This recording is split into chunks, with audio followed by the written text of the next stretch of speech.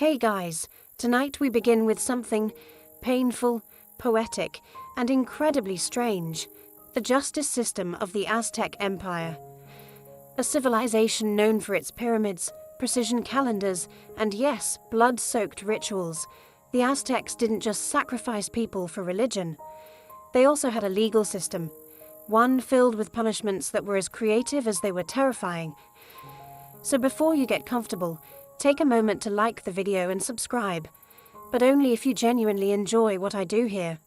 And let me know in the comments where you're tuning in from and what time it is for you. It's always fascinating to see who's joining us from around the world. Now, dim the lights, maybe turn on a fan for that soft background hum, and let's ease into tonight's journey together.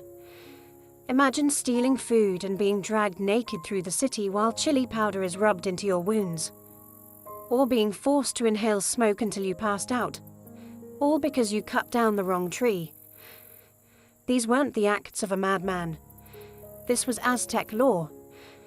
And in their world, punishment was both performance and policy. So what were some of the strangest, most brutal, and occasionally hilarious ways the Aztecs kept order? Let's begin. When people think of the Aztec Empire, they often picture heart sacrifices, blood-soaked pyramids, and priests with obsidian knives.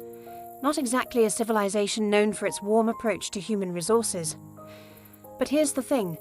The Aztecs didn't just swing blades at anyone who annoyed them. They had a legal system, and it was surprisingly organized. Sophisticated even. Brutal? Absolutely, but not chaotic. Aztec justice had rules, codes, and a structure that would make your HOA jealous. Laws were written into a code known as the Huehuetlatolli, a set of wise sayings and instructions that covered everything from marriage and market conduct to how not to die painfully in public. These laws were passed down through generations, and while there weren't any leather-bound law books, there were judges, actual specialized officials who took their jobs very seriously. No powdered wigs, just stern faces and an excellent memory for punishment options. And yes, they had appeals courts.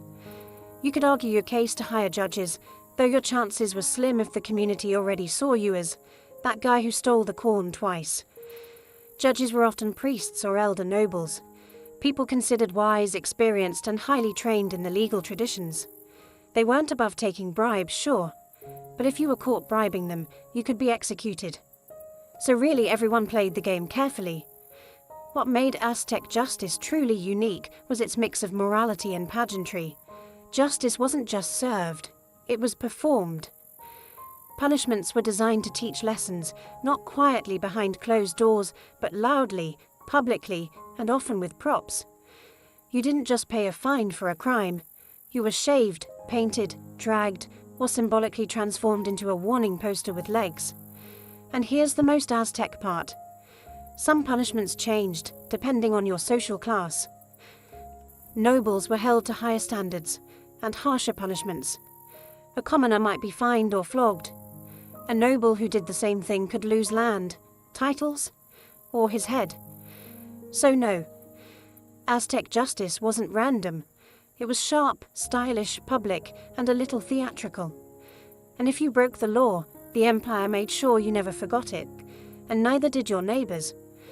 So you've broken a law in the Aztec Empire. Maybe you drank pulque underage. Maybe you stole a basket of maize. Or maybe, and let's hope not, you cut down a sacred tree. Whatever your crime, you're about to meet the Aztec court system. Don't bother calling your lawyer. There aren't any. The Aztec courts were highly structured, but not exactly what you'd call cozy. Think more stone platform surrounded by stern men in feathered cloaks than cozy courtroom drama.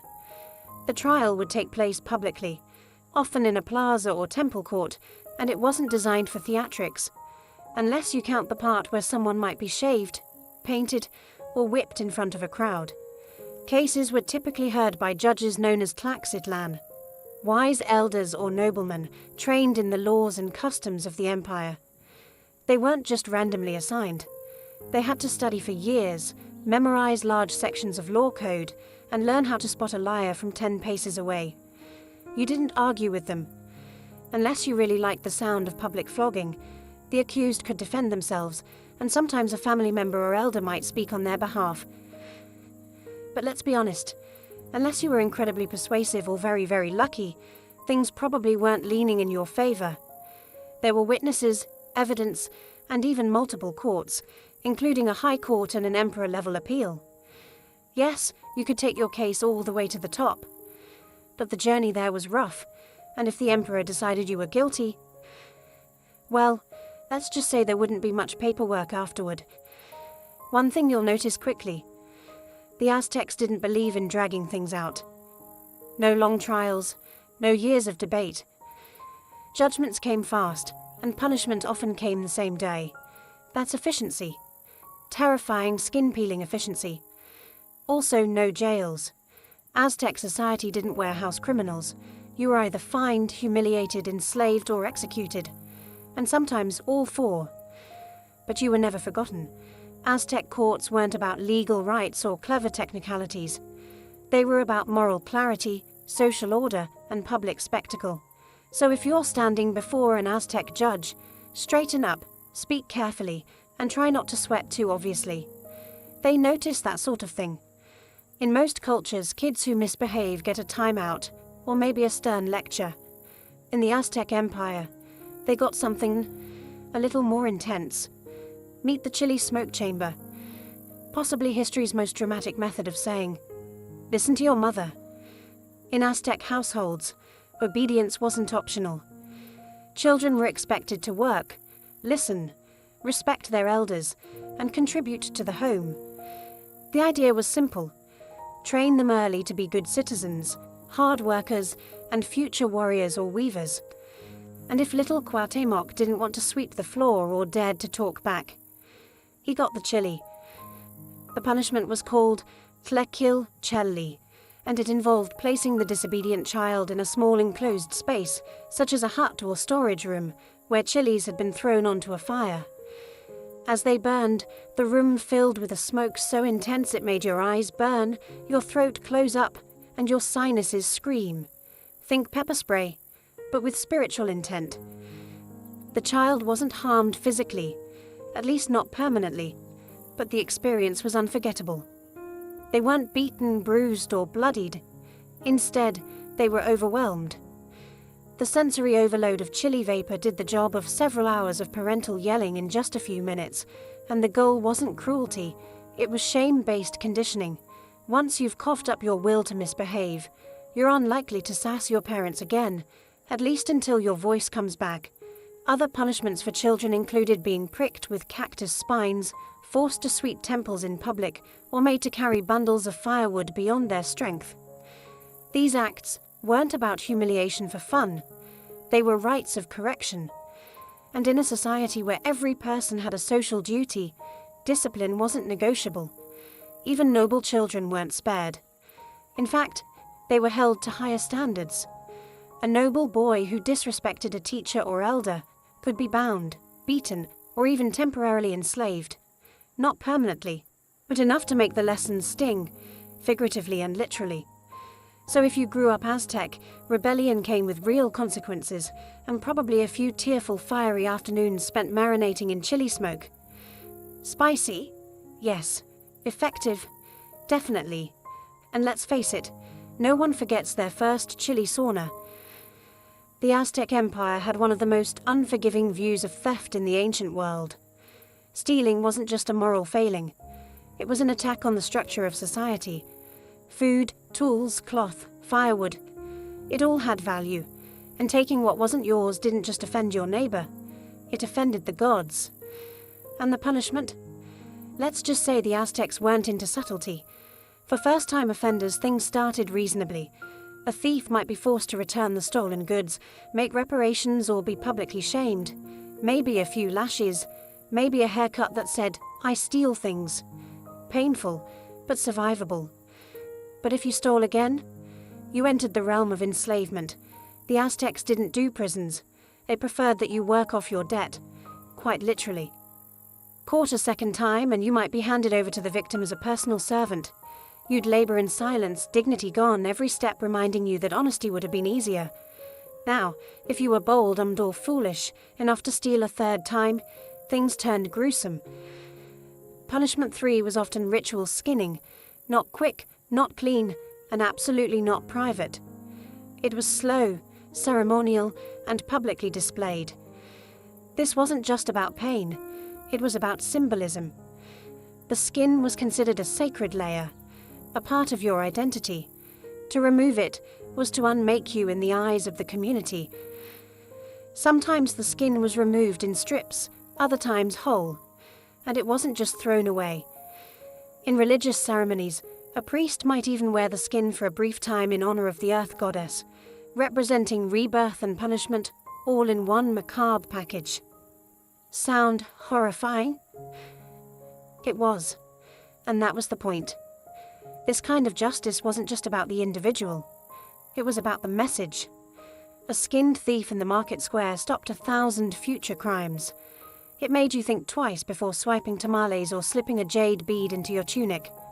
The Aztecs believed in law, in consequence, and in the power of example. And their message was clear. Steal once, we'll warn you. Steal twice, we'll work you. Steal 3 times, you won't be needing your skin. In the Aztec Empire, marriage was serious business.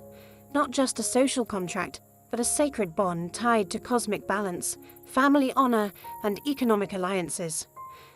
So when someone broke that bond with a little romantic extracurricular activity, the punishment was not divorce court. It was death by blunt object. Let's begin with the basics. Adultery wasn't treated as a private scandal. It was a capital crime, publicly prosecuted and severely punished. And it wasn't just men who got to point fingers. Women could accuse too. But if you were caught, the empire didn't do therapy. If a man was found sleeping with another man's wife, the husband had options, and none of them involved second chances. The most common penalty? Public execution, often by bludgeoning with a stone club, a heavy instrument called a macuahuatl. It was a sword-like weapon embedded with obsidian blades, but for domestic dishonor, the blunt version got the job done, painfully and thoroughly. Sometimes the punishment wasn't left to the courts. In certain cases, the wronged spouse could carry out the sentence personally. Talk about closure. Women caught cheating faced equally grim fates. Death by strangulation, stoning, or being thrown off a cliff were all on the table, depending on the region and the exact nature of the betrayal. Nobles, of course, were held to stricter standards, because when the wealthy cheat, it's not just scandal, it's potential dynastic collapse. And let's not forget the drama. If the affair was exposed publicly, the accused might be paraded through the streets, mocked, shaved, painted, all before meeting their final punishment. Shame was not a side effect, it was part of the sentence. Now, if someone accused you falsely, that was another story. Lying about adultery could get you executed as well. The Aztecs didn't tolerate character assassination unless it came with evidence, and they took witness testimony seriously.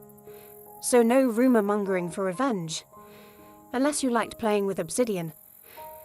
At the heart of it all, Aztec marriage was a sacred institution, and violating it wasn't just a moral slip. It was an insult to society, gods, and law. So if you ever wondered whether ancient civilizations cared about monogamy, in the Aztec Empire, the answer was yes, to death. You've heard of being punished for theft, murder, even adultery. But what about cutting down the wrong tree? In the Aztec Empire, some trees weren't just wood with leaves, they were sacred. They represented the gods, the ancestors, or the very balance of nature. And if you, in your infinite wisdom, decided to chop one down for firewood, well, say goodbye to your house, possibly your dignity too. Certain trees, especially those planted near temples, marketplaces, or shrines, were considered protected by divine right. Damaging one was seen as a spiritual offense, not just an act of vandalism. You weren't just hurting nature, you were insulting the cosmic order. The punishment. For a first offense, you might be publicly beaten, often with cactus spines or thorny branches. Yes, They made nature punish you with itself. Poetic justice with a prickly edge. But that wasn't the worst of it. In many cases, you'd also be forced to pay restitution, in the form of goods, labor, or even losing your home. Your property could be confiscated or burned, and in some regions the offending tree cutter was paraded through the town, while villagers hurled insults and occasionally pebbles. The idea wasn't just to hurt you physically, it was to let everyone know. This idiot messed with the gods' landscaping, and if you were a repeat offender, you might be enslaved, especially if the tree you harmed was near a sacred site. Because apparently, if you couldn't respect the roots of a tree, you didn't deserve roots of your own. To modern ears, it might sound absurd, punished for trimming a branch. But to the Aztecs, this was serious. Nature wasn't passive. It was alive, sacred, and deeply connected to the divine. Trees, rivers, mountains, they weren't resources. They were relatives, and harming them without permission was like slapping your grandmother and hoping nobody noticed. So yes, if you lived in the Aztec Empire, you needed to know your botany laws. That tree outside your neighbor's house? Better ask first. The shady one in the marketplace? Definitely don't touch it. Because in this world, ignorance isn't bliss. It's just flammable property and bruises from thorns. In most cultures, teenage drinking ends with a lecture, a bad hangover, or a very awkward ride home with your parents. In the Aztec Empire, it ended with execution. Let's get one thing straight. The Aztecs weren't anti-alcohol. They had a beloved sacred drink called pulque, made from the fermented sap of the maguey plant. It was frothy, slightly sour, and loaded with ritual significance. Pulque was used in religious ceremonies, festivals, and even funeral rites. For adults, especially elders and priests, it was considered medicinal and divine. But if you were a teenager, one sip was a death sentence. Young Aztecs were expected to be disciplined, respectful, and absolutely sober. Pulque was for those who had earned it, through battle, age, or wisdom. Youth was a time for learning, not partying, and drunkenness among teens wasn't just frowned upon, it was seen as moral collapse. So if a teenager was caught drinking, the punishment was swift and harsh. A first-time offender might be shaved bald, a mark of shame. Sometimes they were paraded naked through the streets, while villagers hurled insults or trash. A mobile reminder that good choices are better than fermented ones. But for repeat offenders, the sentence escalated fast. Execution by strangulation or beating, often in public. The method wasn't designed for drama.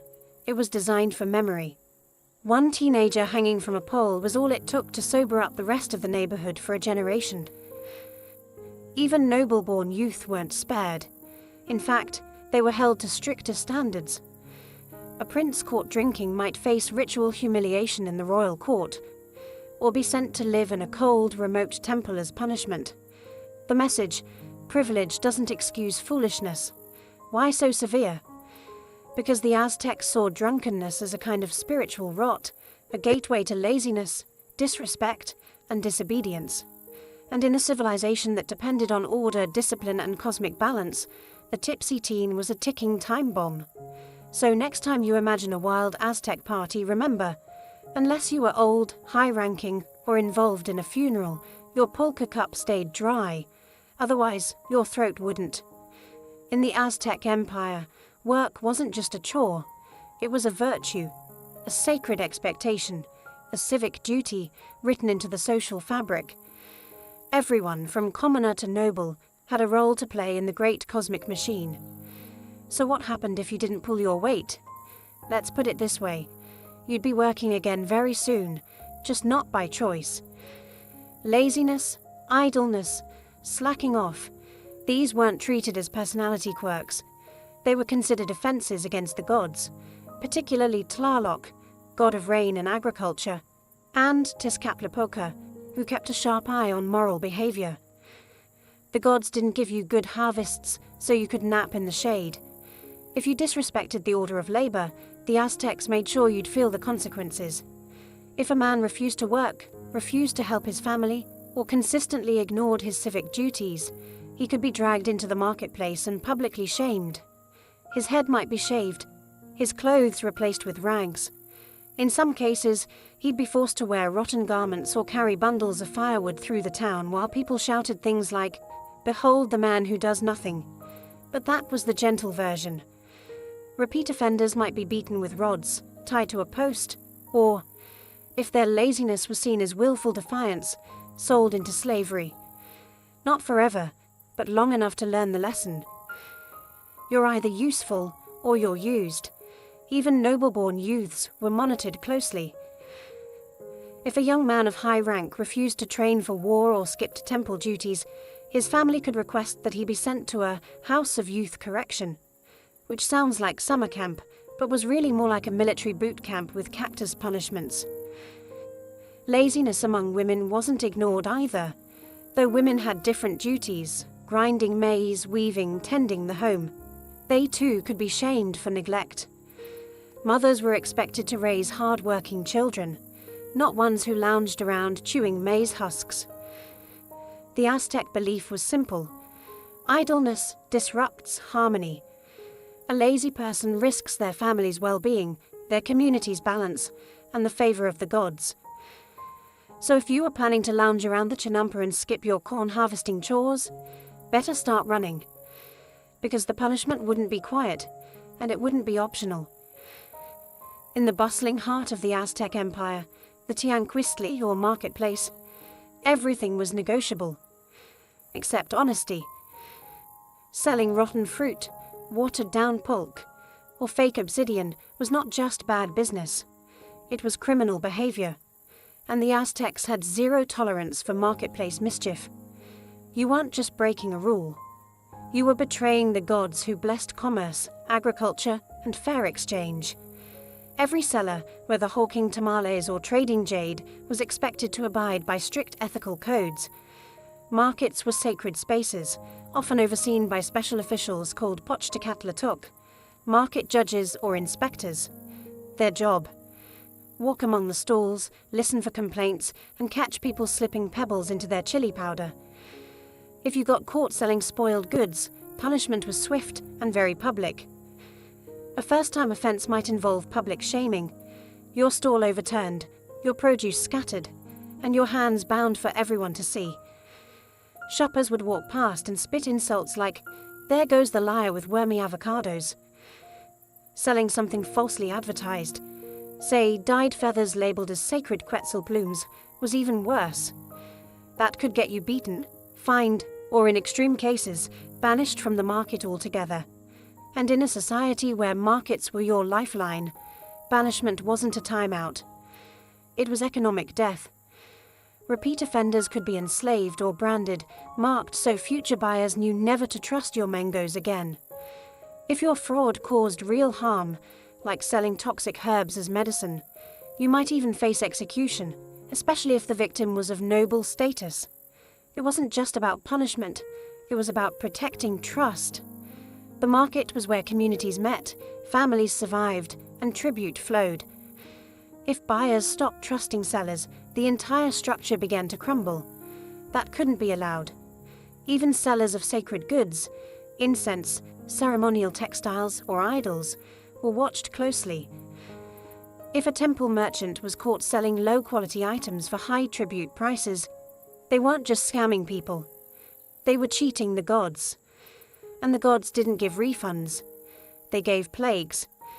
So if you thought you could hustle your way through the market with a painted corn cob and a charming smile, think again.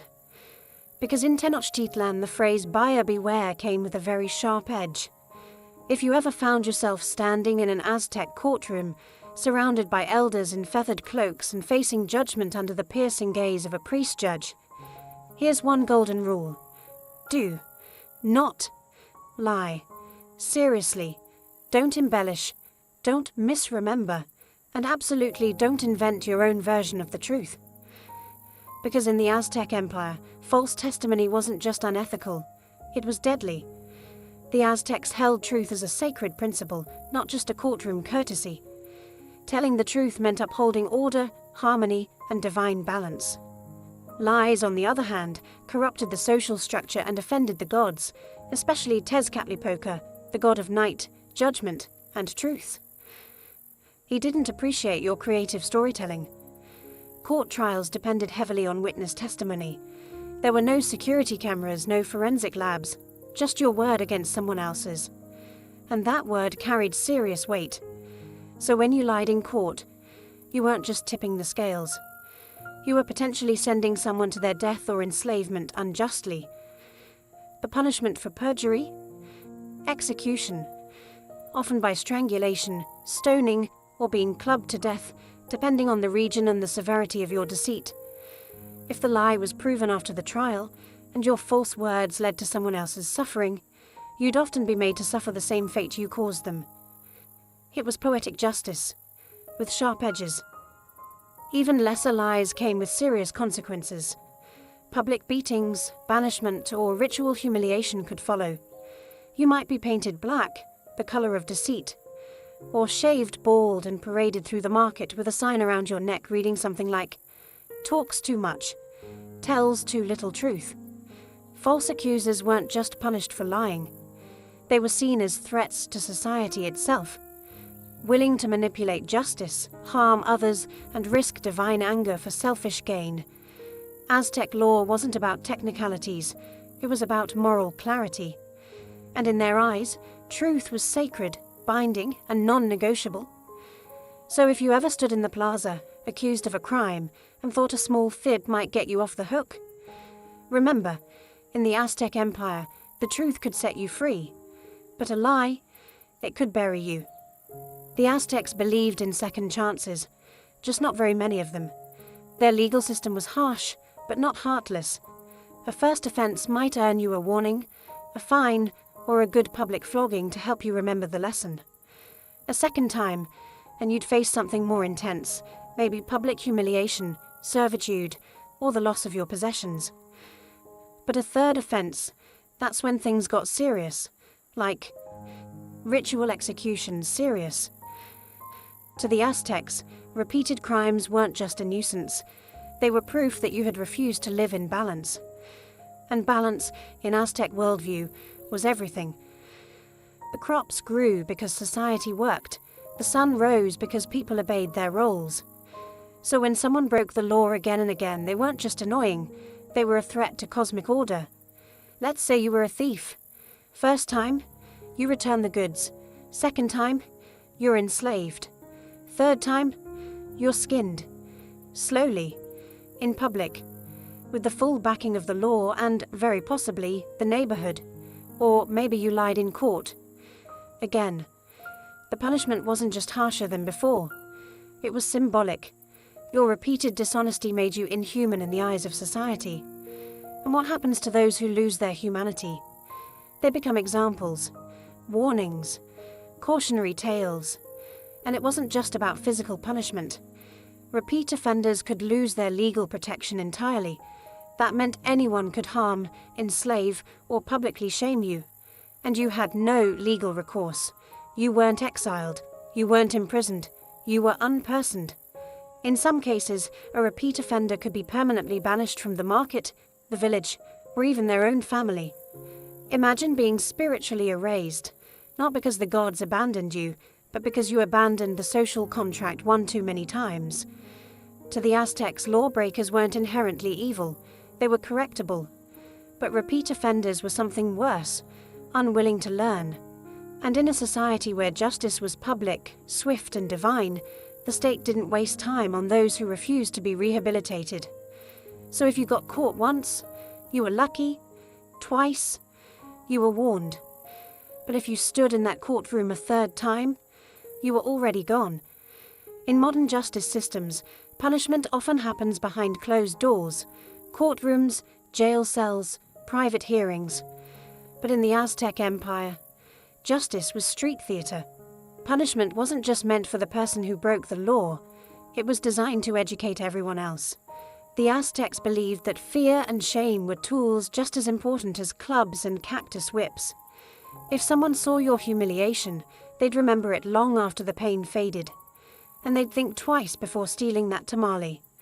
That's why almost all punishments, from flogging to execution, were carried out in the open, usually in the center of the community, the plaza, the marketplace, or outside temples. These were the places where people gathered to trade, pray, and socialize. Perfect for teaching lessons in full view of your friends, family, and enemies. Imagine this. You're caught lying or stealing. You're dragged to the plaza. A crowd gathers. Your clothes are torn. Your head might be shaved. You're painted with black soot to mark your shame. And then, the punishment begins. A beating, a binding, maybe a good chili smoking in a hut if you're still young and reckless. Children who disrespected elders might be made to carry heavy bundles of wood, barefoot, across town. Lazy workers could be paraded with signs around their necks. Adulterers could be stoned or strangled before a sea of silent, or not so silent, onlookers. Public punishment wasn't random cruelty. It was a ritual of memory. The Aztecs understood human psychology. Pain fades, embarrassment echoes, and that echo kept society in line.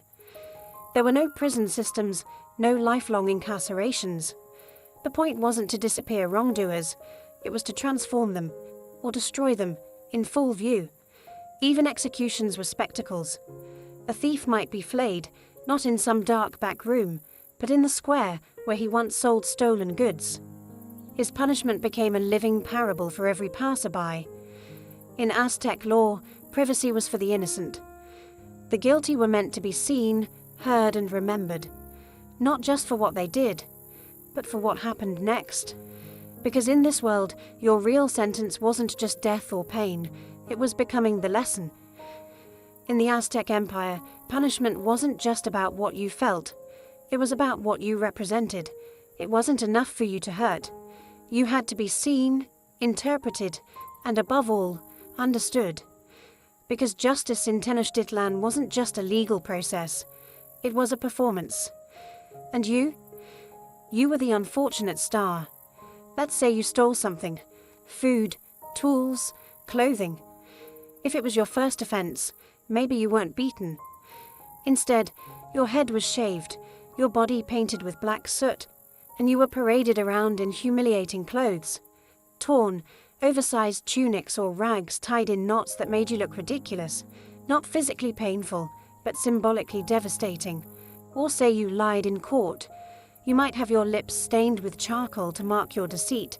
Everyone would see it. Everyone would know. It didn't matter if you told the truth later. The stain told its own story. Even colors had meaning. Black was associated with deceit and shame. Red might mark a serious offense. Striped or dyed clothing could be reserved for public punishments. The Aztecs understood that the human eye doesn't forget what it's been trained to fear. Noble offenders were treated no differently. In fact, worse. A noble child caught drunk might be dressed as a commoner and forced to sweep temple floors, a clear inversion of his status. To an Aztec audience, that image was powerful. This is what happens when the privileged dishonor their role. Even punishment tools were symbolic. Being beaten with cactus spines was not just about the pain, it reflected the natural world's judgment. Carrying heavy bundles of firewood symbolized the burden of guilt. A shaved head didn't just look odd, it meant you'd been stripped of social dignity. The message: crime wasn't a private mistake, it was a public rupture, a disruption in the sacred flow of order. And to heal it, society needed not just consequences, but images that endured, living reminders that law and morality were deeply intertwined. In short, Aztec punishment was a play, a visual story designed to be retold through gossip, song, and frightened memory. You weren't just a criminal, you were now a symbol. In most societies, punishment often ends behind bars, time served, walls built, a sentence measured in months or years. But in the Aztec Empire, there were no prisons. Why? Because the Aztecs didn't believe in storing problems. They solved them. Quickly, publicly, and very often, permanently. To the Aztec mind, punishment wasn't about removing someone from society. It was about returning them to order, or removing them from the world altogether. There was no need to feed a prisoner, build a jail, or fund a guard system. Time wasn't the consequence. Shame, pain, or death was. If you stole, you might be enslaved and forced to work off your crime. But you didn't disappear. You remained in society as a cautionary example. If you lied, you wore the symbols of deceit on your body. If you committed a serious offense, the punishment came swiftly, with the community watching and the gods invoked. And if you couldn't be corrected, if you were a repeat offender, a danger to others, or simply defiant, then your story ended. Not behind a door with iron bars, but in the marketplace, the plaza, or the temple steps, with no need for parole. Even noble prisoners, such as captured enemy rulers or high-ranking criminals, weren't jailed. They were housed temporarily in ritual captivity, treated according to status until their scheduled execution or sacrifice. Their time wasn't served. It was counted down. There were, however, small holding rooms, not prisons, but places to detain someone briefly before their punishment. These were sparse, guarded by warriors, and not used for rehabilitation. You weren't sent there to change. You were sent there to wait. This system worked because Aztec law relied on immediacy and visibility. Delayed punishment weakened its impact. Invisible punishment, like imprisonment, robbed society of the lesson. And in Aztec eyes, the lesson was the most important part. So while other civilizations built towers to hide their criminals, the Aztecs built rituals to remind you. Break the order, and the consequences will be swift, public, and unforgettable. Because in this empire, they didn't need bars. They had balance. By now, you've probably noticed, the Aztec Empire didn't believe in second chances for long. Their punishments were swift, symbolic, and often painful. And that was exactly the point. Because to the Aztecs, the purpose of justice wasn't rehabilitation. It was remembrance. Every punishment, whether it was a chili smoke sauna, a cactus whipping, or being flayed in the plaza, was designed to etch the crime into collective memory. For the offender, for the bystanders, for the entire community. A culture without prisons relied on something much stronger: fear, shame, and the kind of storytelling that starts with, "You'll never believe what I saw in the marketplace today." And that's what made the Aztec legal system so effective and so terrifying. It forced people to remember, because if you didn't, you might not live long enough to forget. The entire society was wired for moral clarity. Children were taught early that wrongdoing brought not only pain, but spectacle. Adults knew that crime wasn't just a personal failure. It was a cosmic imbalance. The gods didn't want lengthy court cases. They wanted action, and the Empire delivered. But here's the twist. For all its brutality, the system worked, at least for them. Social order was maintained. Markets ran smoothly. Children were respectful. Priests weren't pickpocketed during ceremonies. And if you ever thought about breaking a rule, all it took was one glance at the guy with the shaved head and soot-smeared face limping past you, and suddenly you remembered the rules quite clearly. The Aztecs didn't just punish, they performed morality. Every crime was an opportunity for education. Every consequence was theatre. You learned not by reading a scroll, but by witnessing a punishment you never wanted to experience yourself. And if you couldn't learn, well, the system had room for that too. In a society without long-term prisons, non-learners were recycled into warnings. You either remembered the rules, or you didn't survive long enough to break them again. That was Aztec justice, swift, symbolic, and unforgettable in all the ways that mattered. Before she was the scourge of Roman merchants and the symbol of seaborne defiance, Chota was a woman navigating the brutal politics of a rising Illyrian kingdom. She didn't inherit her throne in peace, she married it. As the wife of King Agron of the RDA tribe, one of the most powerful Illyrian coalitions on the eastern Adriatic coast, Chota entered a world dominated by warlords, smugglers, and maritime raiders. Agron was a formidable king, known for his military ambition and expansionist campaigns. Under his leadership, Illyria became a naval force to be feared. But in 231 BCE, his sudden death from illness or perhaps a drinking binge, depending on which ancient gossip you believe, left the throne in a precarious position. And Tutor stepped in, not as a grieving widow, but as the regent commander for her underage stepson, Pinnes. This was not a ceremonial position. Tutor didn't sit behind silk curtains waiting for advisors. She took the reins of power, and more importantly, of the navy. Her rule came at a time when piracy wasn't just tolerated. It was practically a national pastime. Illyrian pirates weren't criminals in the eyes of their own people. They were the backbone of the local economy. They raided merchant ships, demanded tribute, and controlled key trade routes through the Adriatic and Ionian seas. Under Tutor's regency, piracy didn't just continue, it expanded. She encouraged it, licensed it, and defended it fiercely. To her, it was a legitimate form of warfare, and to many Illyrians, it was an honourable profession. Tutor knew what she was doing. In a world where Athens had faded and Rome hadn't yet fully reached across the sea, she saw a vacuum, and she filled it with Illyrian sails. But while she may have had the Adriatic under control, her boldness would soon provoke a power that didn't take kindly to maritime interference.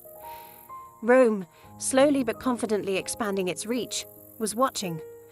And as Illyrian piracy bled into Roman trade routes, Tutor's reign would no longer be a local affair. It would become an international problem, one the Romans decided needed a very permanent solution. The Queen of the Rocks and Sea had stirred a giant. Tutor's pirates weren't just raiding isolated merchant boats. They were striking at Roman convoys, demanding tribute from Greek cities under Roman protection, and even plundering ports along the western coastline. To Rome, this wasn't piracy. It was an insult. And Romans were not famous for letting insults go unanswered. By 230 BCE, Roman senators had had enough. The Senate dispatched a formal diplomatic mission to Tutor's court, a warning cloaked in diplomacy, but with a blade behind the back. The lead ambassador, a Roman named Lucius Coruncanius, was known for his bluntness. His instructions were clear. Tell the Illyrian queen to stop the piracy, or Rome would take action. When the delegation arrived, they were likely met in Scodra, Tutor's capital. Imagine the scene. Marble columns, Illyrian guards with crested helmets, and a queen seated not in fear, but in full command. Tutor welcomed them, but when they delivered Rome's message, her response was frosty. She gave them the kind of answer only a monarch with salt in her veins would give. In her own words, as later recorded by Roman historians, she claimed that Illyrian kings had always permitted their subjects to make a living however they pleased, including through piracy. She essentially told Rome that what happened at sea was out of her hands. It wasn't exactly the answer Rome wanted. And then came a fatal mistake. One of the Roman envoys, perhaps emboldened by Roman pride or just plain arrogance, insulted Tutor publicly. He accused her of acting like a woman, implying she was weak, emotional, and unfit to rule. Whether it was sexism, diplomacy, or sheer stupidity, that remark cost him his life. Not long after, he was assassinated on Tutor's orders, a decision that would echo all the way back to the marble floors of the Roman Senate. Rome erupted in outrage. Killing a Roman envoy was more than a diplomatic breach. It was an act of war. And not just any war.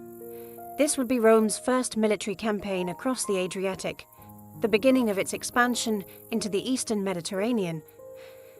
Tutor had made her move. Whether out of pride, policy, or sheer fury, she had crossed the line. Now, Rome was coming, not with envoys but with legions. The Queen had awakened the Republic's wrath, and there would be no more warnings. Tutor likely knew that Rome's retaliation wouldn't be small, but even she might have underestimated the scale and speed of the Roman response. In 229 BCE, Barely a year after the assassination of their envoy, Rome launched its first ever military campaign across the Adriatic Sea. It was swift, organized, and chillingly efficient. 2 consuls were dispatched with over 200 ships, a fleet that dwarfed anything Illyria had seen before. This wasn't a typical raid or a border skirmish. It was a full-scale invasion. Tuta, still ruling as regent and supreme commander of the navy, prepared her forces as best she could.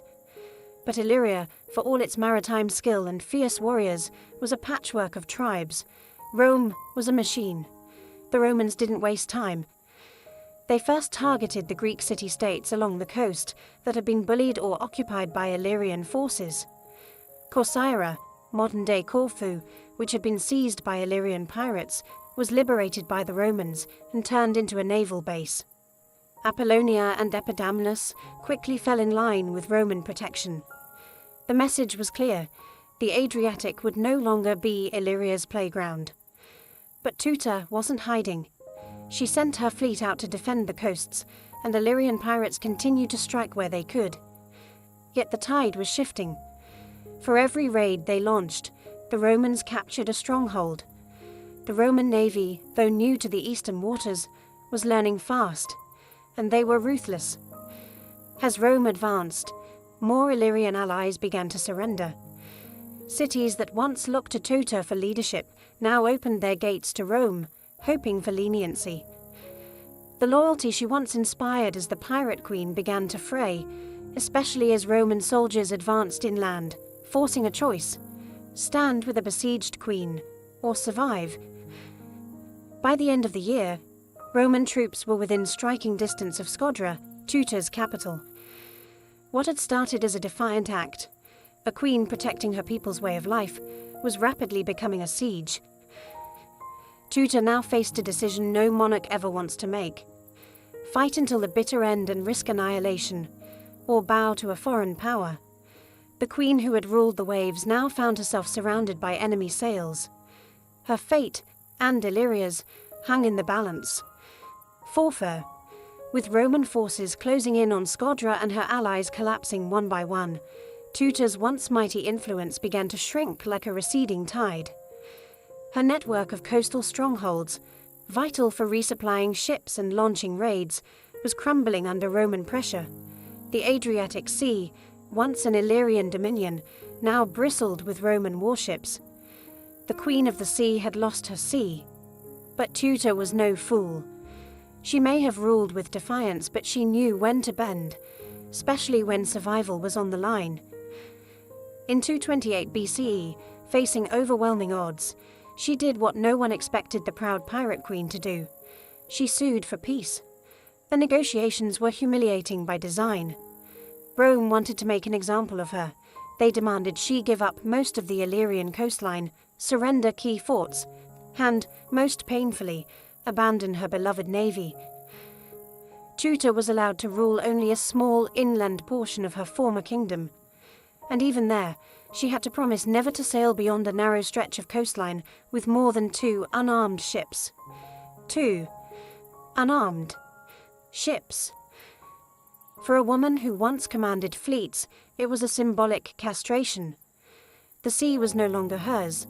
The title of Pirate Queen had been forcibly retired, and the Adriatic now answered to Rome. But even in surrender, Tuta wasn't completely broken. Though her political power was gutted and her military reach clipped, she retained her title and remained regent for a short time. Her ability to survive the storm, quite literally, showed the cunning and realism that had defined her rule. In a world where other rebellious rulers were often executed or dragged in chains through Roman triumphs, Tuta was spared. Perhaps Rome respected her tenacity, or perhaps they feared turning her into a martyr. Still, her influence faded quickly. Soon after the peace agreement, Tuta disappears from historical record. Her stepson Pinnes would eventually rule in name, though always under Roman oversight. Tuta, once a queen with command over waves and warriors, faded into silence. But she was far from forgotten. In Roman memory, she was the first to challenge them on the open sea. And in Illyrian legend, she remained a symbol of resistance. A woman who dared to defy a rising empire and nearly got away with it. Though Tuta's rule ended in surrender, her legacy laid the foundation for one of the most critical transitions in Mediterranean history: the birth of Rome as a naval superpower. Ironically, it was her defiance that forced Rome to evolve. Before Tuta, Rome had been primarily a land-based power. Its military strength came from its legions, its politics from the landowning elite, and its focus was always centered on the Italian peninsula. The sea?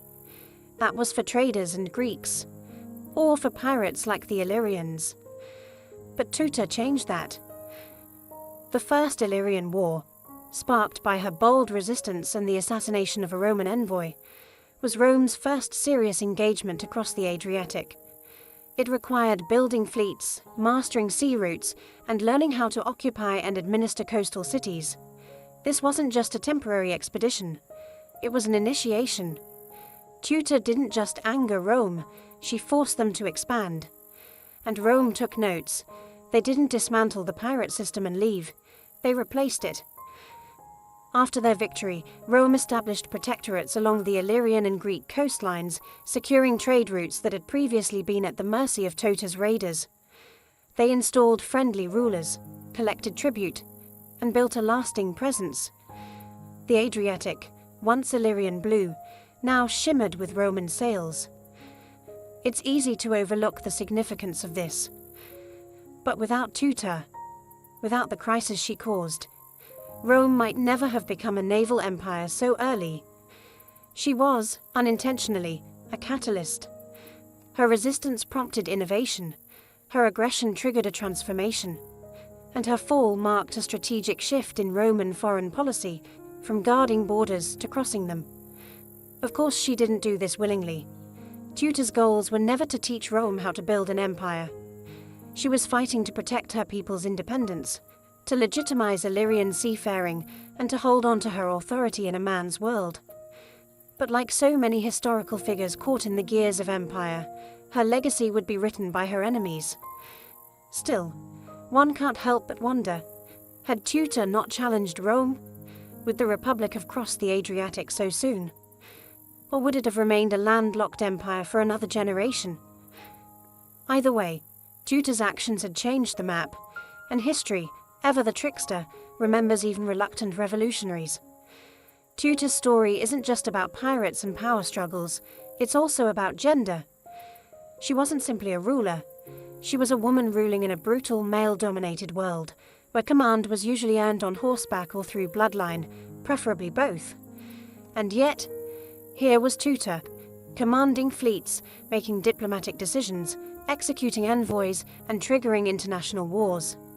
The ancient world wasn't kind to female leaders. When women ruled, chroniclers, especially Roman and Greek, often resorted to caricature. Cleopatra was seductive, Boudica was wild, and Tuta, she was dangerous and irrational, at least according to Roman historians. Take Polybius, for example. He describes Tuta as a woman with a natural weakness of the sex. That line alone tells you what she was up against. Roman writers simply couldn't accept that a woman had provoked their republic into war and then held her ground for more than a year. So they chalked it up to female emotion, not political savvy. But let's cut through the ancient propaganda. Tuta didn't rise to power by seduction or scandal. She did it through strategy and survival. She inherited a fragile throne after her husband's death and managed to maintain it in the middle of political chaos. She didn't inherit peace. She inherited piracy, tribal rivalries, and hostile neighbors. And she wielded those elements like weapons. Was she ruthless? Probably. But so were most rulers of the time. Her execution of the Roman envoy wasn't an act of hysteria. It was a calculated, if risky, political message. She was defending Illyrian sovereignty the only way she knew how, by force. And consider this, Tuta wasn't overthrown by her people. She wasn't betrayed in a coup or murdered in palace intrigue. She lost because Rome had overwhelming force. That's it. Her people didn't rise against her. In fact, some of her followers resisted Rome long after she surrendered. Tuta's reign, short as it was, carved her name into a world that rarely made room for women in power. She stood toe-to-toe with the mightiest republic of the time and forced them to take her seriously, even if their historians tried to write her off. She was a queen in war, a ruler in crisis, and a woman who made the ancient world nervous. Though her reign ended in a humbled peace, Tuta's story refused to vanish beneath the waves. Centuries after her last ship was grounded and her voice fell silent, legends still whispered her name along the Adriatic coast. In Illyria, her image transformed from that of a defeated regent into something far more enduring, a symbol of national pride, resistance, and feminine authority. In Albanian folklore especially, Tuta became more than a queen. She was the defiant matriarch of a people, standing alone against the rising tide of foreign domination. Her name was passed down not through dusty treaties, but in the oral histories of shepherds and sailors. Statues of her now stand in modern Albania and Montenegro, bronze reminders that some rulers outlive their empires. And what an empire it was! Illyria may never have rivaled Rome in size or infrastructure, but under Tuta's leadership, it held dominion over key sea lanes and coastal cities. She ruled during one of the last periods when Illyrian identity remained politically independent. After her fall, Rome began a slow, relentless assimilation of Illyrian culture, language, and governance. Tuta's surrender marked not just the end of a war, it marked the beginning of the end for Illyrian sovereignty. But while Rome buried her kingdom under provinces and prefectures, Tuta's memory survived. Her reign, brief though it was, became a rallying point for future generations seeking inspiration. In the 19th and 20th centuries, as Balkan nationalism surged and countries like Albania began to forge new identities from ancient roots, Tuta was revived not as a tragic figure, but as a hero. Textbooks praised her courage, streets and schools bore her name. She wasn't just a queen anymore, she was an ancestor of defiance. Even in modern scholarship, her story continues to provoke debate. Was she a reckless pirate or a pragmatic leader forced to embrace piracy as state policy? Was she a tyrant or a woman backed into a corner by the death of her husband and the ambitions of an empire? Whatever the truth, Tuta occupies a rare space in ancient history, a woman who refused to apologize for her power and whose decisions, for better or worse, reshaped an entire sea. Her ships may have been scuttled, but her legend, it still sails. Over time, Tuta's historical reality blurred into something mythic, a figure half-draped in truth, half-draped in legend. And it's easy to see why. A queen ruling a coastal kingdom, commanding pirates, defying Rome, and vanishing from history without a clear end. That's the stuff legends are made of. In coastal towns like Kotor and Olkinj, stories are still told of a queen who once ruled from a towering castle by the sea. Locals will point to crumbling ruins and say, that was Tuta's stronghold, even when archaeology offers little proof. She is said to have thrown herself from cliffs to avoid Roman capture, to have hidden treasure in secret island caves, and to have cursed the waters that betrayed her. None of it can be confirmed, but none of it has ever really needed to be. Because Tuta wasn't just a person anymore. She became a symbol, and symbols are immune to conquest. Even the sea seems to echo with her presence. The name, Queen Tuta, is engraved on modern cruise ships, hotels, and cultural festivals. Writers in the Romantic era painted her as a tragic heroine, while modern feminists in the Balkans praise her as an early icon of female leadership. Albania in particular has embraced her fully. Statues of Tuta, often depicted with windswept hair and a sword at her side, now grace public squares. Schoolchildren learn her name alongside Skanderbegs. And yet, the real Tuta, the woman behind the myth, remains elusive. We don't know how she died.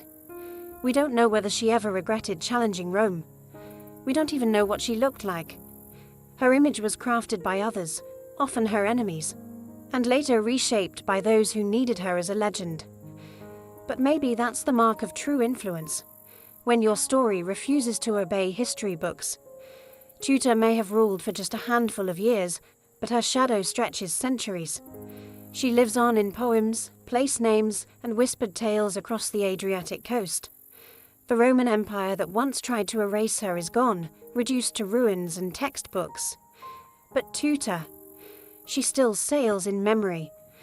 The pirate queen became something greater, immortal. Today, Tuta's name resonates far beyond the annals of ancient history. Her story has been adopted, adapted, and echoed in ways she could never have imagined, not just as a historical curiosity, but as a cultural and national icon. In Albania, Montenegro, and across the Western Balkans, she represents something vital. The fierce independence of a people who refused to be swallowed by empires. Her story speaks loudly in a region that has known centuries of occupation, division, and struggle.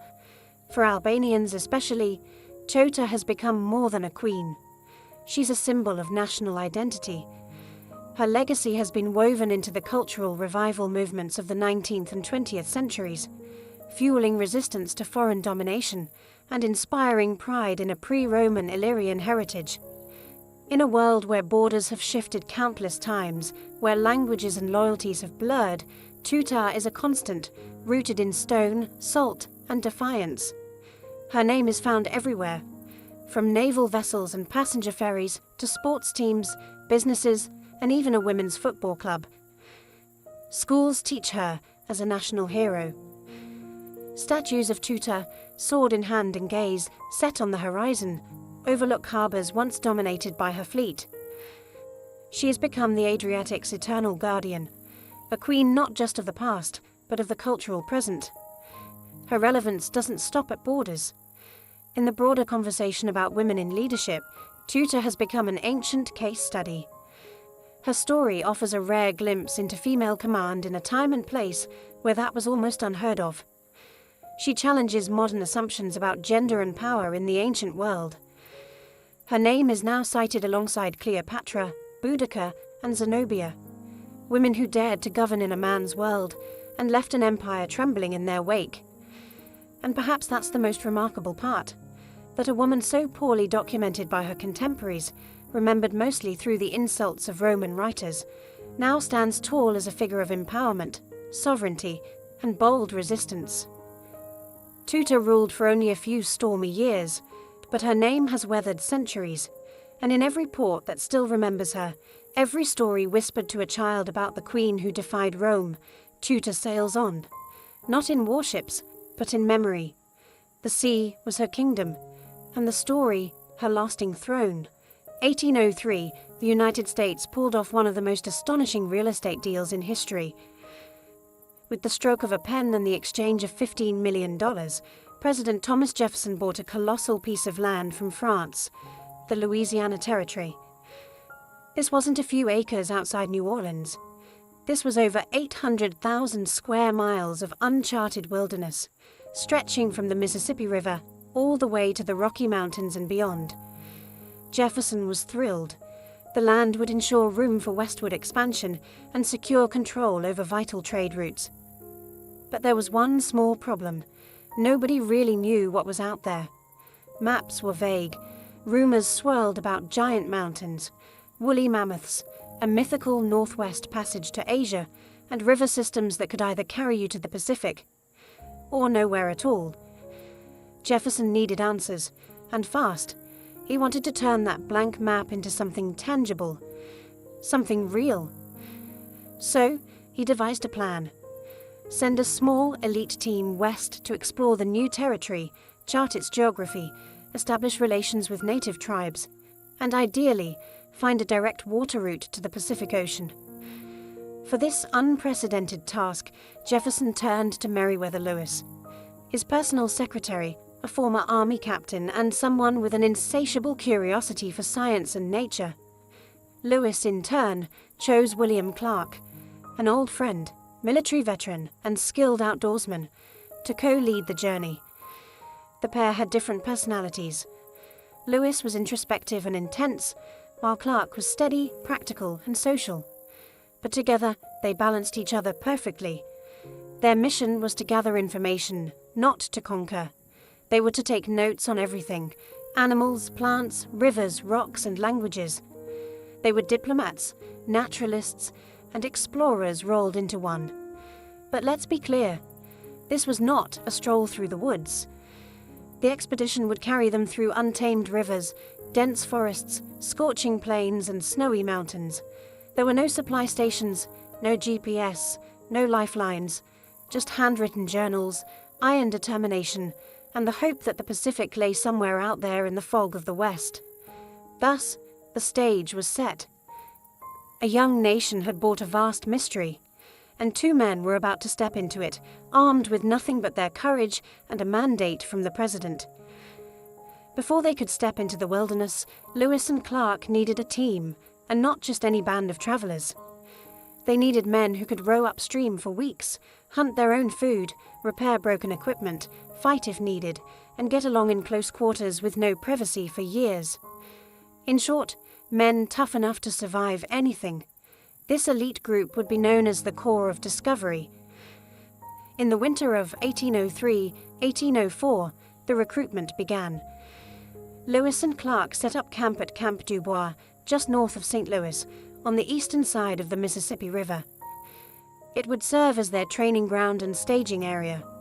They recruited primarily from military outposts, hardy frontiersmen, skilled riflemen, and disciplined soldiers. Most were in their 20s, single, and eager for adventure. Among them were men like George Drouillard, a master tracker and interpreter, and John Ordway, a strict but capable sergeant who helped enforce discipline. Each recruit swore an oath to the expedition. This wasn't just a scouting party. It was an arm of the U.S. government, carrying the hopes of a growing nation. Lewis and Clark would lead, but every man had a role to play. Blacksmiths, carpenters, hunters, cooks, even musicians were included to help boost morale. Supplies were no less essential. The crew loaded up a custom-built keelboat, complete with a sail, oars, and a cabin. They packed trade goods to offer native tribes: beads, knives, mirrors, peace medals with Jefferson's image, as well as medical kits, scientific instruments, muskets, gunpowder, and over 200 pounds of ink and paper for journals. The men drilled every day through the winter. They practiced rowing, sailing, portaging, and marksmanship. They learned how to survive together, how to follow orders, and how to trust their captains. Discipline was strict. Desertion could mean flogging, but the unity they forged would become their greatest weapon on the journey ahead. By May of 1804, the Corps was ready. Over 40 men strong, they set off up the Missouri River, rowing against the current into a land few Americans had ever seen. It was the beginning of a journey that would take them over mountains, through tribal nations, and all the way to the Pacific, or so they hoped. On May 14, 1804, the Corps of Discovery officially departed from Camp Dubois and began rowing up the Missouri River, the longest river in North America. For the men on board, it was the start of something legendary, though they had no idea how long it would last, or what they would face. The terrain ahead was uncharted. The maps were blank. Everything was guesswork. The first stretch of the expedition was grueling. The Missouri's strong current worked against them. Each day meant hours of backbreaking effort, pulling ropes from the riverbanks, pushing poles into the riverbed, or hoisting sails when the wind cooperated. There were sandbars, submerged logs, swarms of mosquitoes, and sweltering summer heat. But even in those early days, Lewis and Clark made it clear that this was not just a voyage. It was a scientific expedition. Every evening, they meticulously recorded observations, plant species, animal behaviors, weather patterns, and river conditions. They sketched maps and measured distances with chains and sextants. They weren't just exploring. They were documenting the new American frontier. The Corps passed through lands occupied by numerous Native American tribes, people who had lived there for generations and knew the rivers and plains intimately. The expedition's first major interaction came with the Otto and Missouri tribes near present-day Nebraska. The meeting was formal, diplomatic, and crucial. Clark presented gifts and medals, while Lewis explained the United States' new claims over the territory. a concept that many native leaders viewed with skepticism. Still, diplomacy prevailed for now. The Corps pressed on. Wildlife became both a marvel and a threat. Grizzly bears, previously unknown to the Americans, proved far more aggressive than anticipated. Swarms of gnats and mosquitoes tormented the men relentlessly. Bison herds thundered across the plains. Prairie dogs, never before seen by Easterners, amazed Lewis so much he tried to ship one back to Jefferson alive. By October 1804, after 5 grueling months on the river, they reached the Mandan and Hidatsa villages in present-day North Dakota. There, as snow began to fall and the Missouri iced over, the Corps built Fort Mandan and prepared to spend the winter among the tribes. They had come hundreds of miles, but the hardest part of their journey still lay ahead. The Rocky Mountains were waiting, and so was the vast, unknown beyond. As the Missouri River froze and the snow deepened, the Corps of Discovery settled into winter at Fort Mandan, a crude but sturdy log structure built near the villages of the Mandan and Hidatsa tribes. It was now late 1804, and temperatures plunged well below zero. The men spent the season repairing gear, restocking provisions, and interacting with the local tribes, whose hospitality and knowledge would prove invaluable. The Mandan and Hidatsa were experienced traders and farmers. Their villages bustled with activity even in the heart of winter, and their generosity helped the Corps survive. The two tribes also had something even more valuable than food: intelligence. They spoke of mountains ahead, of distant rivers, and of a mysterious tribe called the Shoshone, who lived near the western edge of the known world. A tribe Lewis and Clark desperately needed to find, because if there was any hope of crossing the Rockies and reaching the Pacific, they would need horses, and the Shoshone were known to have them. And this is where Sacagawea enters the story. During their stay, Lewis and Clark hired a French-Canadian fur trapper named Toussaint Charbonneau as an interpreter. He came with his young wife, a Shoshone woman named Sacagawea, who had been kidnapped as a child and sold to Charbonneau. Though still a teenager and pregnant at the time, Sacagawea quickly proved far more than just the trapper's wife. In February 1805, she gave birth to a son, Jean-Baptiste, nicknamed Pomp by Clark. And just 2 months later, with her infant slung on her back, Sacagawea set off with the Corps as they resumed their westward journey. Her presence transformed the expedition. First, she was an interpreter, able to communicate with Shoshone bands they would later encounter. Second, she knew some of the terrain ahead. And third, perhaps most importantly, she was a symbol. A woman carrying a baby signaled peace to the tribes they met along the way. War parties didn't bring families. The Corps of Discovery left Fort Mandan in April 1805 with stronger supplies, better maps, and a new hope. Ahead lay roaring rivers, towering mountains, and challenges none of them had faced before. But now they had Sacagawea, a quiet force who would shape the fate of their mission. As the Corps of Discovery pushed deeper into the continent in spring 1805, the Missouri River began to change. The once wide and muddy current narrowed, twisted through rocky valleys, and grew more turbulent. The land around them was no longer gentle prairie. It was rising, rugged, and wild. The expedition was entering the upper Missouri Basin, and the terrain was turning against them. They soon encountered one of their most daunting physical challenges: the Great Falls of the Missouri.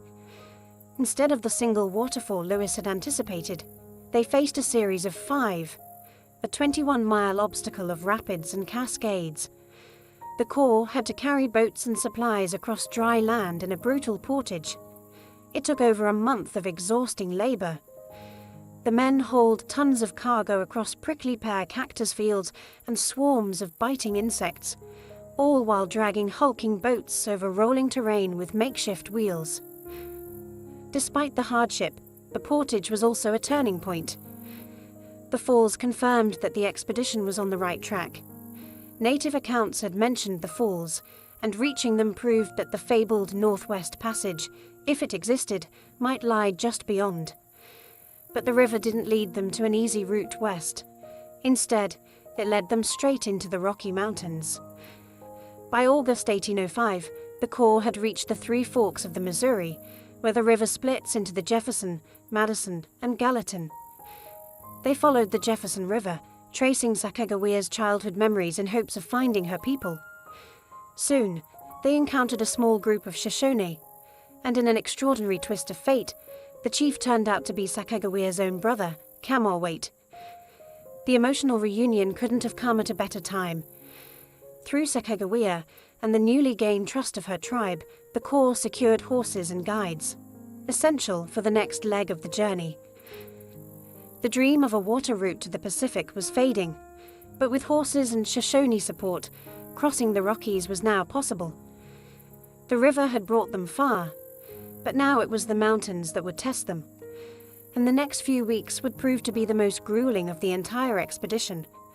With Shoshone horses now secured, and the dream of a Northwest Passage by water officially dead, the Corps of Discovery faced their next and most grueling ordeal, crossing the Bitterroot Mountains, a snow-cloaked range in western Montana and Idaho that made the Rockies look merciful. This was not exploration anymore. This was survival. Guided by the Shoshone and later the Nez Perce, Lewis and Clark led their men into the high passes of the Bitterroots in September 1805, right as early snowstorms began to hit. The path was a nightmare, steep, narrow, and blanketed with snow. The men slipped along icy trails, their hands and faces cracked from cold. They had no game to hunt. Their horses were collapsing from starvation, and the men were reduced to eating candles, soup made from animal hides, and whatever roots they could scavenge. At times, they could barely move a mile per day. By the time they descended into Nez Perce territory, the Corps was on the brink of collapse. They were emaciated, exhausted, and barely alive. The Nez Perce could have attacked them. They had the numbers and the element of surprise. But instead, the tribe chose mercy. The Nez Perce fed the men dried salmon and camas root and helped them recover. It was a pivotal moment. Without the Nez Perce, the expedition might have died right there, buried in a mountain pass. Once they recovered, Lewis and Clark cached their horses and built new dugout canoes.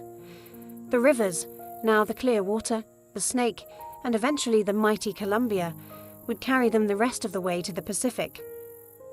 But they knew something now that they hadn't known at the start. There was no direct water route across the continent. The Northwest Passage that generations of explorers had hoped for simply didn't exist. The mountains cut the continent in half. Still, they had made it across. The Corps pressed on, racing against the coming winter, braving new rivers and new dangers. But spirits were rising again. They had endured the worst nature could throw at them, and the smell of the ocean was no longer a fantasy. It was real. And just ahead, Chapter 7, Reaching the Pacific. In October 1805, after months of hardship, the Corps of Discovery emerged from the wild interior and began their descent down the Columbia River, a waterway that would lead them, finally, to the Pacific Ocean. For the first time in over a year, they were traveling downstream. The land was changing. The air was wetter, the forests denser, and the rivers teemed with salmon. But it wasn't smooth sailing. The Columbia, though majestic, was treacherous. Rapids, whirlpools, and jagged rocks made navigation dangerous. One wrong move could smash a canoe and send supplies, or men, to the bottom. Several boats capsized, equipment was lost, yet the Corps pressed on, driven by something stronger than fear, the nearness of their goal. Along the way, they passed through lands inhabited by powerful and populous tribes, the Walla Walla, the Yakima, the Chinook, and others. Trade and diplomacy continued. In some cases, tensions rose, especially when tribal customs clashed with the Corps' military discipline. But no battles broke out, and many tribes offered fish, roots, and information in exchange for trinkets, knives, or Jefferson's silver piece medals. Then, in mid-November 1805, they saw it. The Pacific Ocean. Or more precisely, they saw the Columbia River's estuary, churning with tidal waves and storm winds. Clark wrote in his journal, "Ocean in view. Oh, the joy." They had made it. After more than 4,000 miles, across rivers, plains and mountains, the cause of discovery had reached the far western edge of the continent. But the Pacific didn't exactly roll out a red carpet. The cause arrived just in time for a miserable coastal winter. Rain fell for weeks, winds howled, supplies were low. The men were cold and soaked. Food was harder to find than expected, and trading with local tribes proved complicated.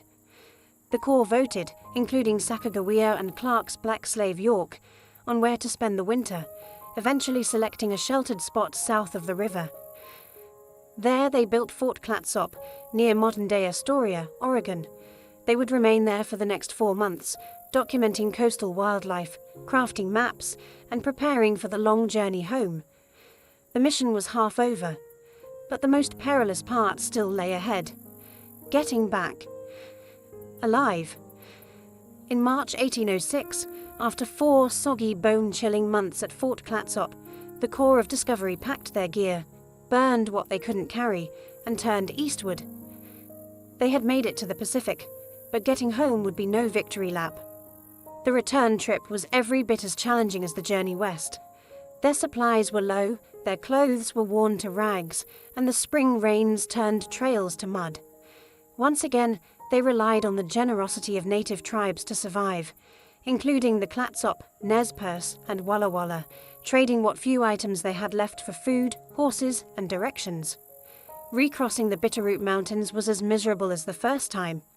Snow still covered the high passes, and game was scarce.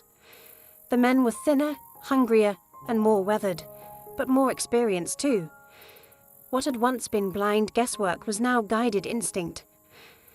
After crossing the divide, Lewis and Clark split the Corps into 2 groups to explore more territory on the return. Lewis went north toward the Marias River, hoping to better define the northern boundary of the Louisiana Purchase.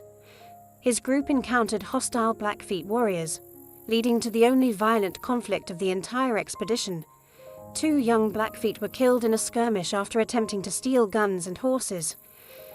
Clark's group, meanwhile, followed the Yellowstone River, carving new routes and naming landmarks, including the famous Pohnpei's Pillar, which still bears Clark's name etched into the rock. By late summer 1806, the 2 groups reunited near the Missouri River. Spirits were high. The land now seemed smaller. Landmarks once unfamiliar were now old friends. When they reached the settled edge of Missouri, news spread quickly. They had made it back alive. The Corps returned to St. Louis on September 23, 1806, greeted like heroes. They had been gone over 2 years. Many had assumed they were dead.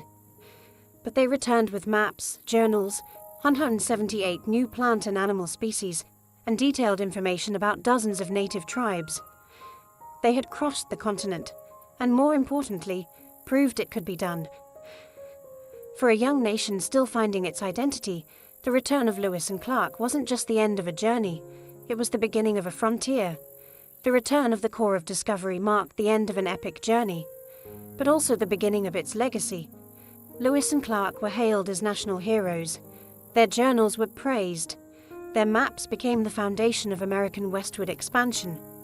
They had not found a continuous water route to the Pacific, but what they brought back was far more valuable: a clear picture of the vast, rich, and complex American West. President Jefferson was thrilled. The expedition had fulfilled its mission, and then some. The scientific specimens alone were astonishing. Plants, animals, fossils, even live animals like prairie dogs and magpies were sent to Washington.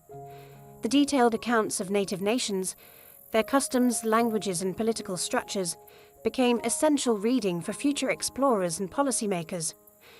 But for Lewis and Clark, the story didn't end so cleanly. William Clark went on to a long public career. He became governor of the Missouri Territory and superintendent of Indian Affairs. He raised Sacagawea's son, John Baptiste, nicknamed Pomp.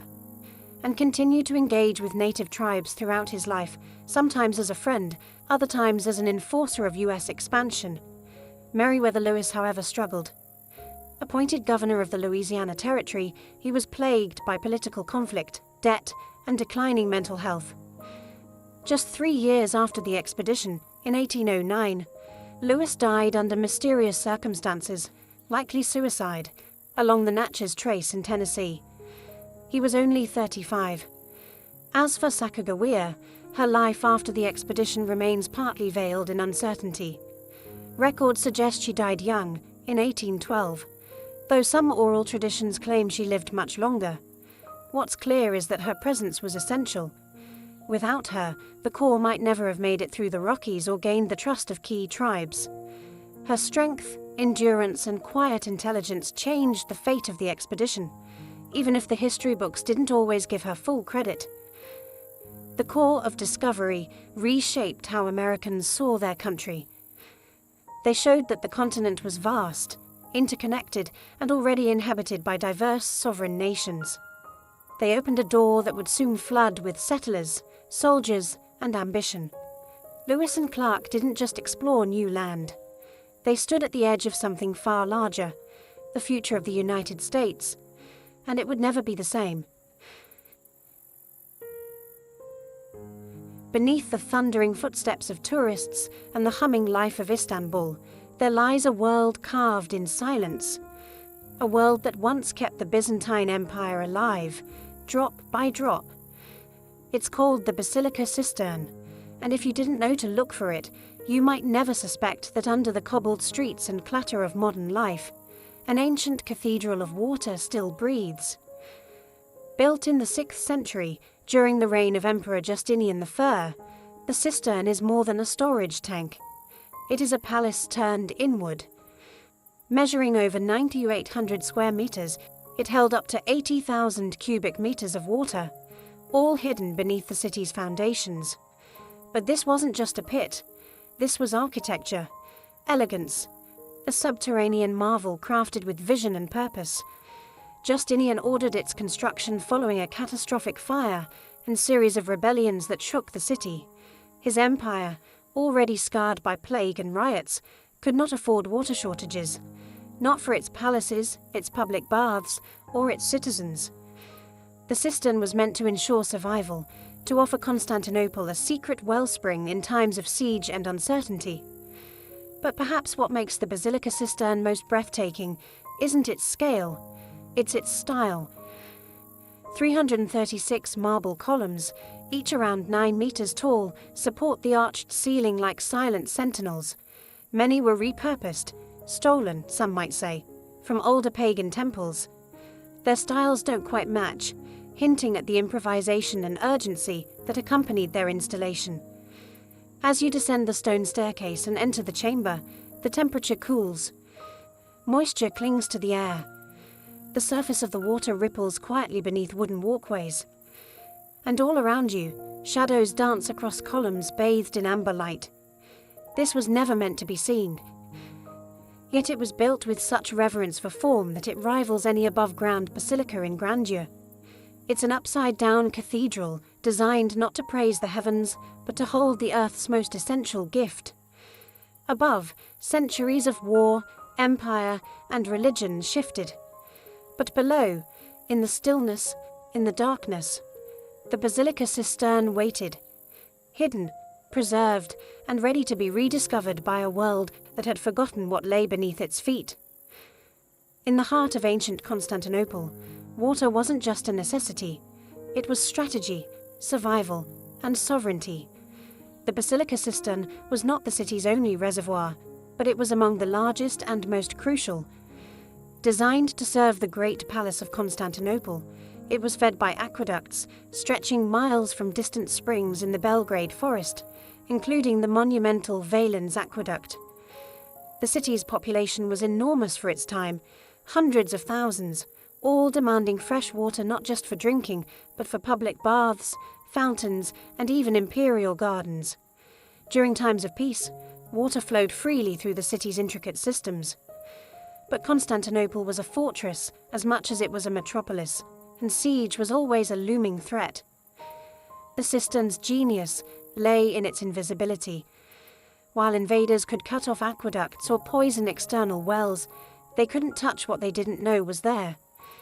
Hidden beneath a nondescript building, once a basilica, hence the name, the cistern acted as a secret reservoir, supplying the palace complex and surrounding districts even when war battered the city's walls. Its construction was a feat of both engineering and manpower. Thousands of slaves, laborers, and artisans worked under imperial orders. Materials were recycled from across the empire, particularly from temples in Asia Minor. That's why, when walking through the columns, some are ornately fluted, others plain, and still others oddly mismatched. They were borrowed, repurposed, and given new life in the service of empire. Though its function was purely practical, its design is undeniably beautiful. Light filters down in golden shafts. The columns disappear into still, dark water. The silence is broken only by the gentle lapping of droplets falling from the ceiling. Visitors today describe it as otherworldly, haunting, elegant, like a cathedral built for ghosts.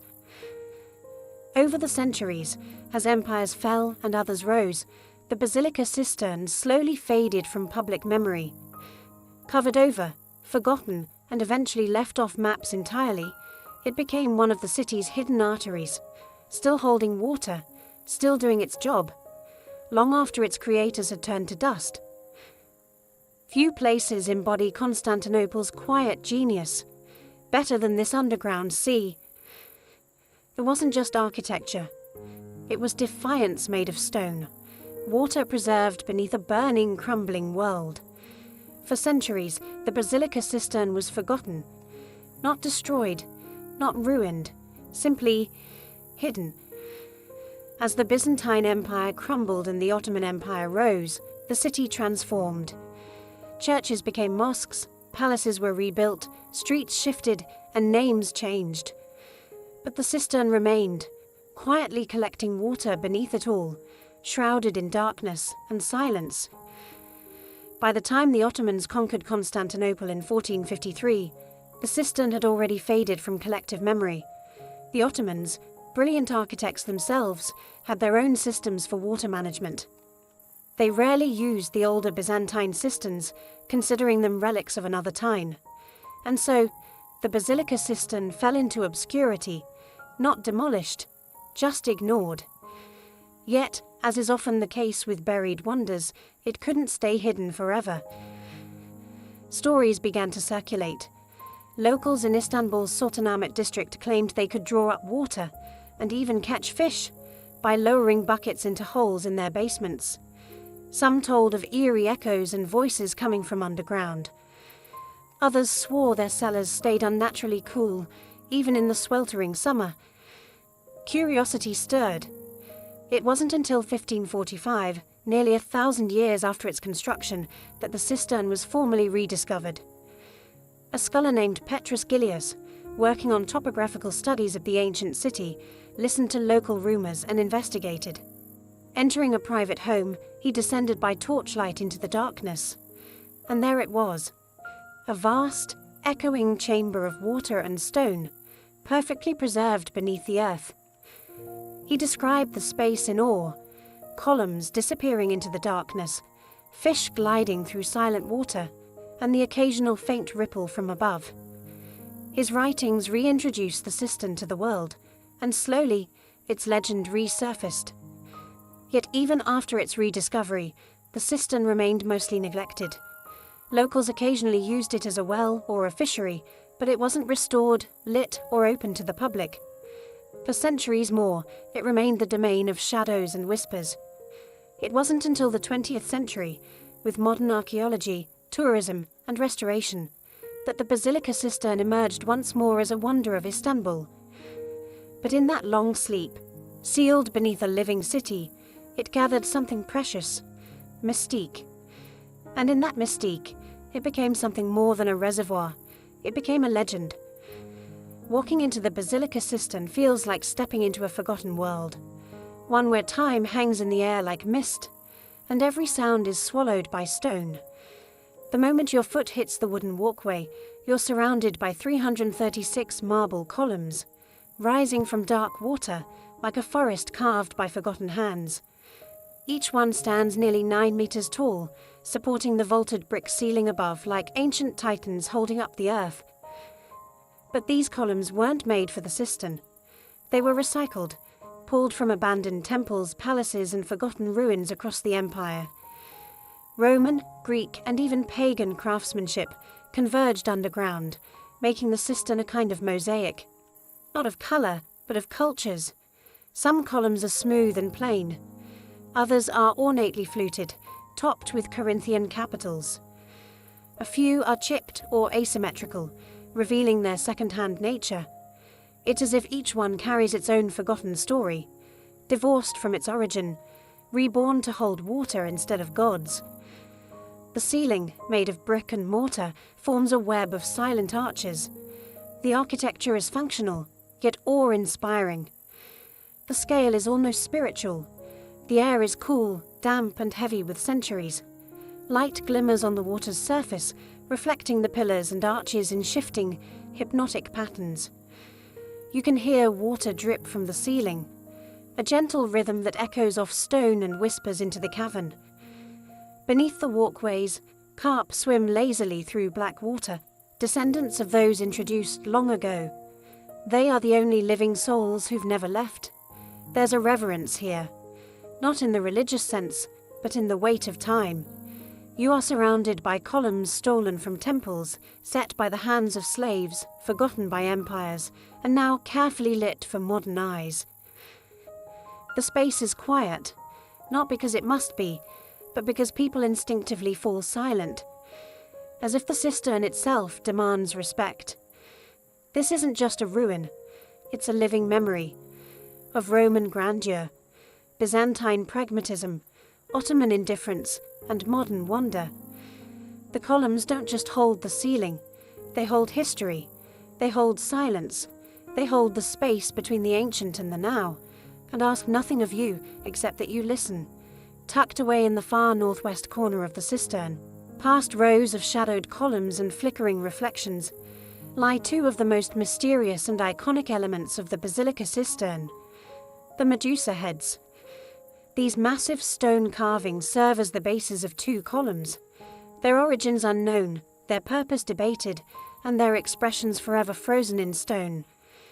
The first Medusa head lies on its side, supporting a column as though casually discarded.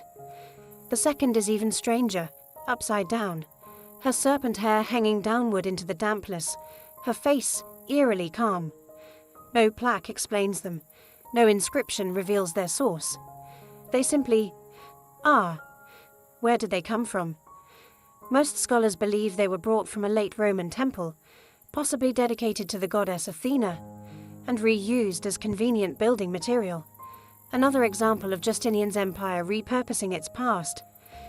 But the fact that two identical mythological figures were chosen, both hidden in a dark corner of the cistern, suggests something more than random recycling. Medusa, in Greek mythology, was a gorgon, a creature with snakes for hair, whose gaze could turn men to stone. Symbolically, her image was often used as a form of protection, carved on doorways, shields, and floors to ward off evil. Could this be why she was placed here? A protective talisman beneath the surface, guarding the lifeblood of the city? Or is it something more political? Some historians argue that placing Medusa upside down or on her side was a symbolic gesture, a rejection of pagan power in favor of Christian rule, as if to say, the old gods are underfoot now, silent, powerless, but nothing is confirmed. And that's what makes them powerful. The dim lighting that falls on their faces, the sound of dripping water around them, and the way they rest under centuries of weight. It all creates a feeling that they are watching, not malevolent, not angry, just present. They are the unexplained echo in an otherwise orderly space. You come for the columns, you stay for the stillness, but it's the Medusa heads, silent, strange, and submerged, that haunt your thoughts long after you've gone. the basilica cistern is more than an architectural marvel. It is an experience of senses slowed. Step inside, and the modern world blurs. Your eyes adjust to the dim amber glow. Your ears catch the echo of a single droplet falling from the vaulted ceiling. And suddenly, you're no longer in Istanbul. You're in a space where light, sound, and time drift differently. Sound behaves oddly here. Footsteps don't echo in the usual way. They ripple, bouncing softly off wet stone. Conversations are hushed, not out of etiquette, but instinct. The weight of centuries presses down. Even the fish seem to swim quietly, as if they too respect the silence. Then there's the light. During the day, a few natural shafts filter down from above. Pale sunbeams that pierce the gloom like searchlights from another world. At night, or in the deeper corners, modern lighting casts dramatic shadows across the columns, highlighting their rough textures and mismatched forms. Every twist of perspective reveals something new. A different column base, a change in ceiling height, the glint of moisture on a stone face. The still, dark water, only a few feet deep now, becomes a mirror. It reflects the columns above, doubling the height of the space and turning the cistern into a hall of illusions. At times, it's hard to tell where the stone ends and its reflection begins. The surface is occasionally broken by the gentle ripple of a fish or the fall of a droplet, as if the cistern is breathing. Slow, calm, ancient. In modern times, artists and musicians have been drawn here to perform. Its acoustics are unmatched. The hum of a single cello, the slow chant of a voice, becomes otherworldly. The cistern doesn't just echo. It holds sound, like it holds water, long after it's been made. But even without music, the space feels alive. Not haunted, but aware. Every arch feels like a gateway. Every column, a sentinel. Every sound, a whisper from another era.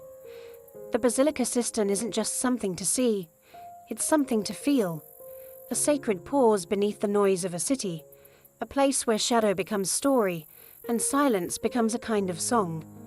For centuries, the basilica cistern existed in the margins, a practical space built for survival, later forgotten and then rediscovered. But in the modern age, it has become something entirely different, a symbol of Istanbul's layered identity, a blend of empire and myth, water and stone, east and west. Restoration efforts began seriously in the 1980s, as interest in preserving Istanbul's ancient wonders grew. The cistern had suffered neglect, flooding, and occasional misuse, even serving at times as a dumping ground or illegal fishery. But conservation teams drained the water, reinforced crumbling columns, and installed wooden walkways and subtle lighting. By 1987, it was officially reopened to the public. Tourists began to trickle in, then flood in. What had once been invisible beneath the surface of the city became one of Istanbul's most visited landmarks. Travel magazines marveled at it. Photographers sought its shadows. Writers found metaphors in its stillness. Directors, of course, saw something else entirely: atmosphere.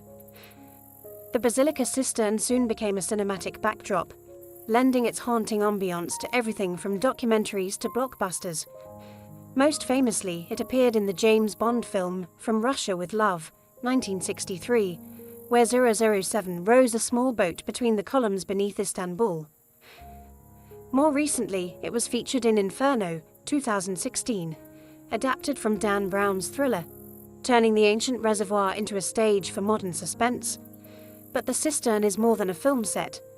It is a mirror of Istanbul itself, a city constantly built atop its own past. Churches beneath mosques, palaces beside skyscrapers, history underfoot.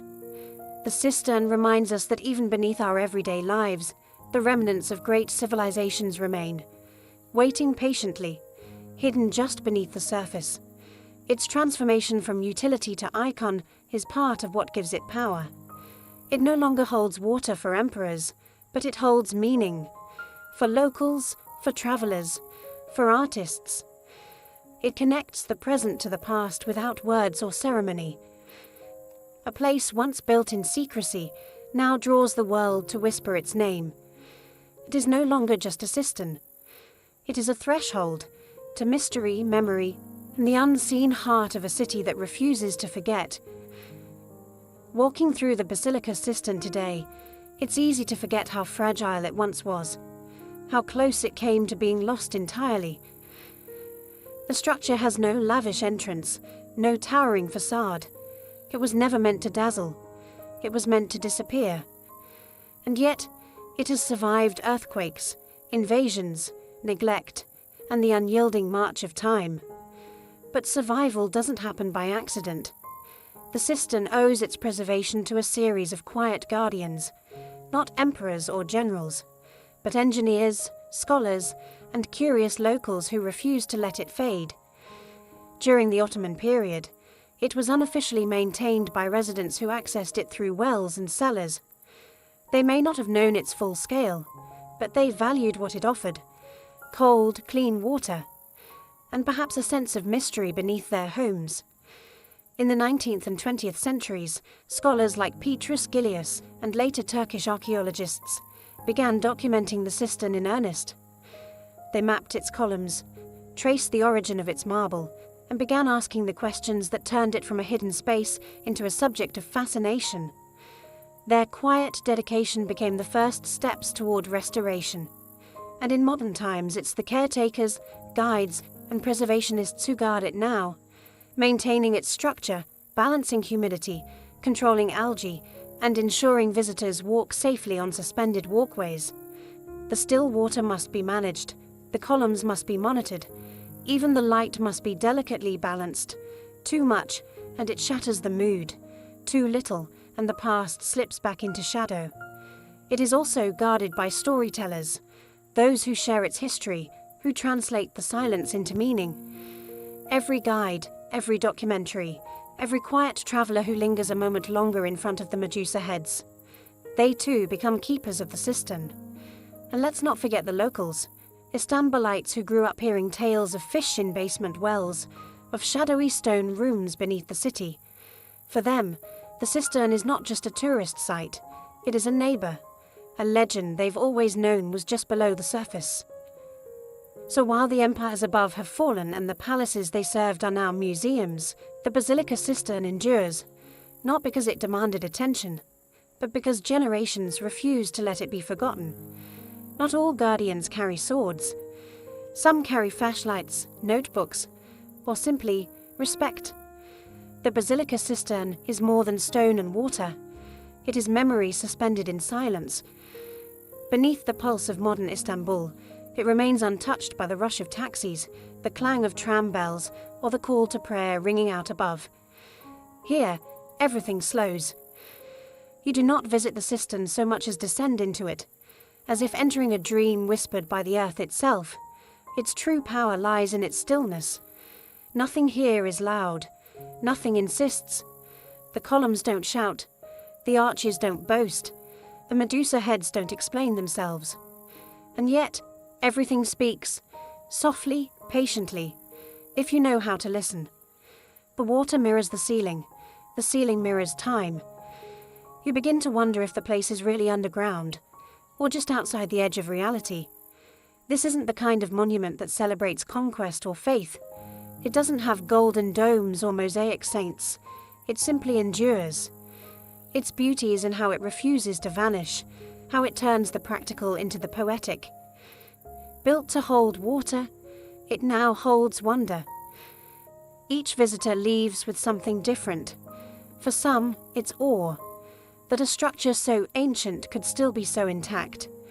For others, it's tranquility, a moment of escape from the chaos above. And for many, it's mystery. Why were the Medusa heads placed that way? Who shaped these columns? How many forgotten hands laboured in silence to build this place that still breathes today? As the tour ends and you climb the steps back toward daylight, the spell doesn't quite break. You emerge into the sound of cars and footsteps, into sunshine and the smell of roasted chestnuts, but part of you stays behind. Part of you still hears the dripping water, still sees the flicker of gold light on ancient stone. The Basilica Cistern is not just a relic, it is a reminder that beneath every empire, every city, every story, there is something deeper, something older, something waiting in the dark. Still waters run deep, they say, and in the heart of Istanbul, they echo forever.